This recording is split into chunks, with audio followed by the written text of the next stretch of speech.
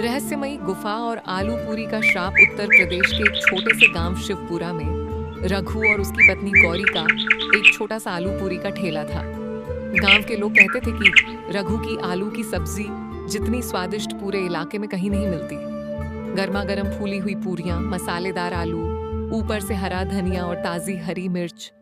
जो एक बार खा ले वह तारीफ किए बिना नहीं रहता। लेकिन पिछले कुछ महीनों से अजीब बात होने लगी थी।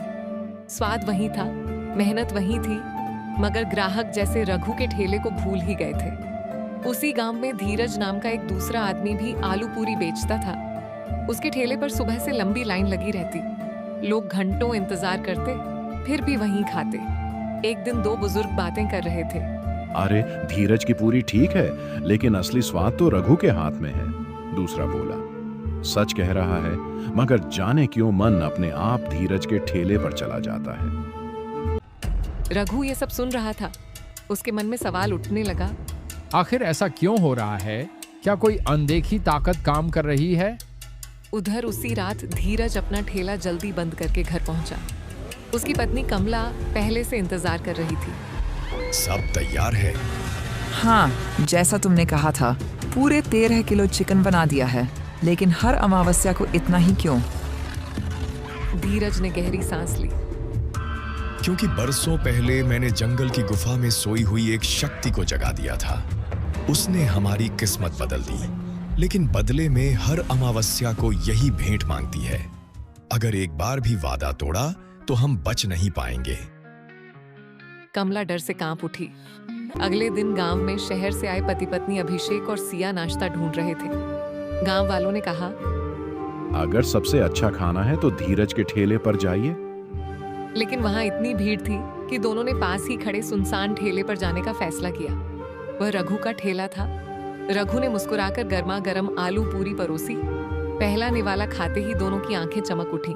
वाह, इतना शानदार स्वाद, फिर यहाँ भीड़ क्यों नहीं? रघु ने उदास होकर कहा, यही तो समझ नहीं आता। लोग कहते हैं जैसे कोई अदृश्य ताकत उन्हें धीरज के ठेले तक खींच ले जाती है।